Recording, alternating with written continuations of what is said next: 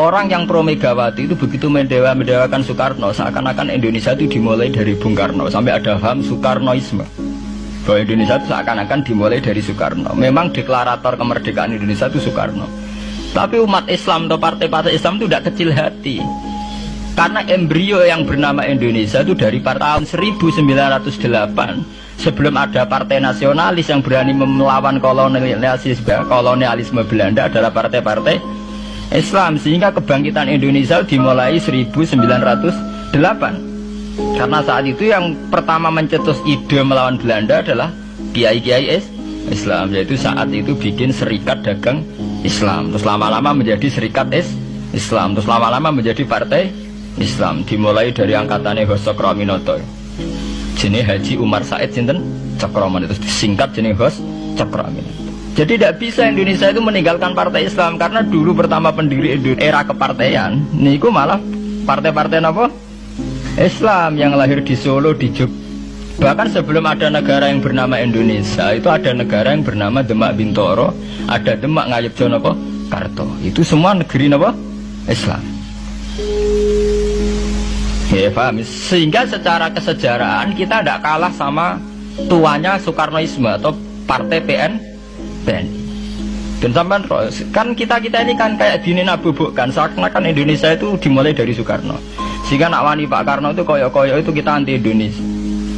Ya kita tidak mungkin nggak menghormati Soekarno, beliau sebagai pahlawan besar kita hormati. Ya, tapi ya kebesaran Pak Karno demi bangsa Indonesia jangan kemudian direduksi, disederhanakan hanya melewati partai.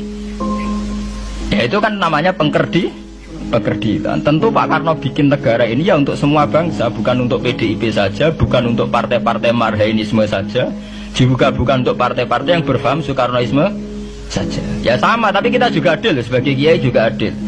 Hos Cokroaminoto bikin partai Islam adalah untuk mengusir Belanda dari bumi Indonesia, yang nantinya juga untuk kepentingan semua bangsa Indonesia, tidak hanya yang Islam saja. Ya kita adil, sama-sama adil. Saat nasionalisme ya tidak mengurangi keagamaan, saat keagamaan tidak mengurangi nasionalis. Tapi itu tadi, kemudian ini dikerdilkan secara politik. Di sawangannya nawas duet Pak Hasim Mega nasionalis religius itu sudah ditren. Agar duet senengannya pasangan nasionalis sampai religius. Apa nak nasionalis terus wajib sholat? Apa nak religius terus gak wajib nasional? Sebetulnya itu kan apa kan orang Indonesia itu wajib sholat hanya karena atas nama nasionalisme. Apa nak gue ngiyai itu wajib bayar pajak. Itu kan pengkerdilan, proses pembohongan ya. Pembohongan secara publik. Itu dibodokno, sedurunge bodoh kan. Itu kan repot. Namanya sedurunge bodoh dibodokno nggih napa? Nurut. Makanya kalau seneng ya, kayak kemarin Hari Kebangkitan Nasional itu seneng kalau diungkap terus di TV bahwa kebangkitan Indonesia dimulai dari 1908. Pentingnya bahwa orang-orang yang sok Soekarnoisme biar tidak mereduksi Pak Karno hanya milik mereka sendiri, karena bangsa ini berdiri semenjak 1908. Dimulai dari gerakan Budi Utomo sampai Hos Cokroaminoto sampai macam-macam ya, serikat-serikat Islam. Tapi ini terungkap sausé tukaran. Jadi sebetulnya Presiden Gus Dur jadi presiden ya sah karena Basim Asari berjuang sebelum tahun 45. Megawati ya sah ya karena beliau berjuang lewat bapaknya, ya sama semuanya sah. Pak SBY juga sah karena keluarga militer. Apa meneh dekne mantune Sarwaedi sing ra roh sapa? Perjuangannya mertuane. Gak iso adol bapak ya adol mertuane. Pokoke sing dikena didol pokoke. Tapi artinya sama, kita secara sejarah itu sama. Kita sebagai santri juga tidak kalah sejarah. Karena berdirinya nasional udah lewat para kiai itu takono sejarawan manapun kayak profesor siapa di UI, siapa saja profesor sejarah bilang bahwa awal kebangkitan Indonesia itu dari partai-partai Islam. Bahkan versi orang nasionalis sekalipun tuh bilang karena Islam adalah satu agama yang paling sensitif terhadap penjajahan. Karena Islam melahirkan satu paham jihad, bahwa ketika ada kolonial Belanda, wong Islam terinspirasi harus jihad. Sehingga lahir partai-partai Islam. Dulu yang dilawan itu perdagangan. Ini kalau cerita sejarah, santri-santri sadar.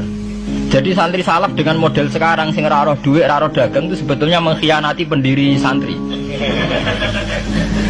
Lho mboten niku lho fair. Sing gak seneng dagang, gak seneng mergawe itu mengkhianati pendiri pesantren. Sampai lihat sejarah tahun 1908 itu namanya tidak SI, tidak Serikat Islam, tapi Serikat Dagang Islam. Karena para kiai adalah melawan dominasi Cina di Surakarta dan dominasi Belanda menguasai sentra-sentra perdagangan. Sehingga yang dilawan pertama adalah piye supaya kolonial gak menguasai aset-aset ekonomi.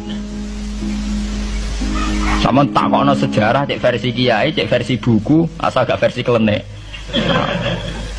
Itu pertama yang dilawan para ulama adalah penguasaan aset ekonomi oleh Cina dan Belanda, sehingga mereka bikin serikat dan